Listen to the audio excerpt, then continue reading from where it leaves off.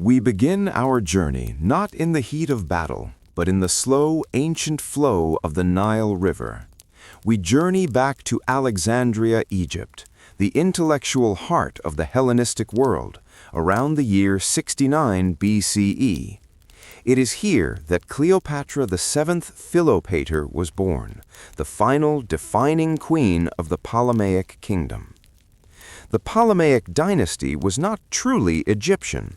It was founded by Ptolemy I Soter, a general of Alexander the Great, some 300 years before Cleopatra's birth. This fact is crucial. Cleopatra's family spoke Greek, lived in the Greek tradition, and ruled over an ancient Egyptian civilization. Now, settle into the quiet awareness of this vast historical contradiction, a Greek-speaking ruler on the throne of the Pharaohs. Cleopatra's early life was dominated by dynastic conflict, a common pattern in the later Ptolemaic era. She was highly educated, a patron of the arts, and unlike most of her predecessors, she reportedly learned to speak the Egyptian language, a detail that enhanced her image as a true ruler in the eyes of the Egyptian people. Her reign officially began when she was 18, jointly ruling with her younger brother, Ptolemy XIII. However, true power required a strategic alliance, and Roman influence was already the dominant, inevitable force in the Mediterranean world. We now turn our attention to the arrival of the first great Roman figure in her life, Gaius Julius Caesar. After Caesar defeated his great rival, Pompey, in 48 BCE, Caesar arrived in Alexandria. Cleopatra, realizing the need to secure her throne, engineered her famous clandestine entrance, allegedly rolled up in a carpet or a large sack, to meet Caesar privately. This meeting was not mere romance, it was a profound political negotiation. Cleopatra secured Caesar's military support against her brother Ptolemy XIII, solidifying her sole rule. Following the civil war, Ptolemy XIII drowned in the Nile. Cleopatra and Caesar's relationship was both political and personal. She gave birth to a son whom she named Caesarion, meaning Little Caesar.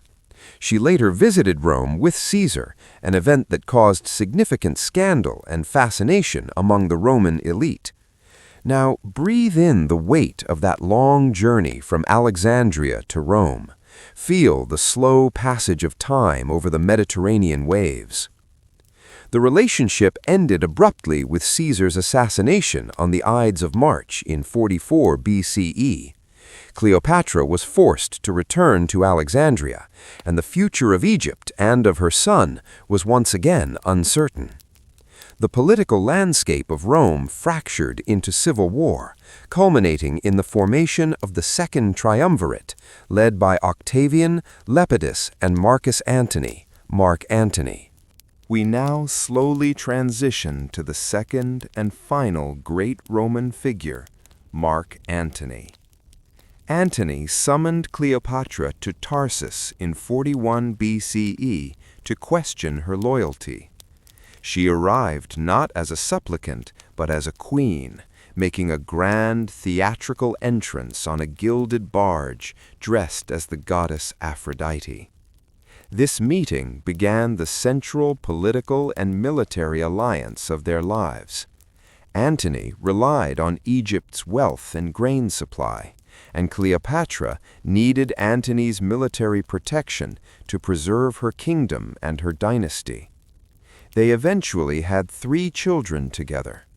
Their relationship was celebrated in the East as a powerful union, but in Rome, Antony's prolonged absence and his lavish devotion to an Eastern queen were seen by Octavian as a grave betrayal of Roman values.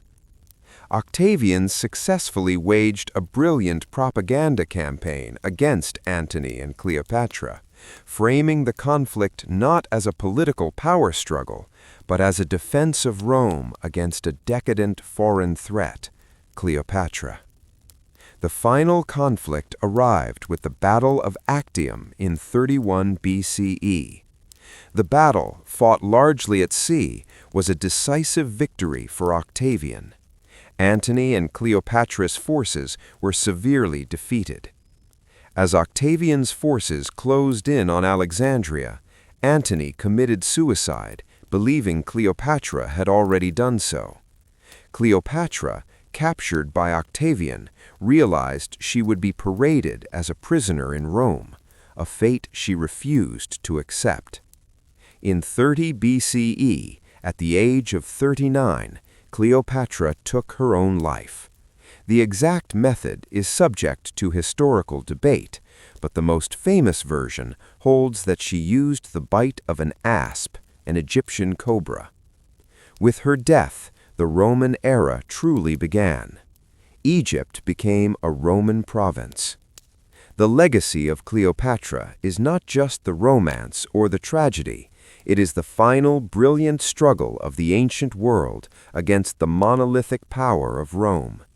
She remains one of history's most potent symbols of intelligence, power, and final defiant choice.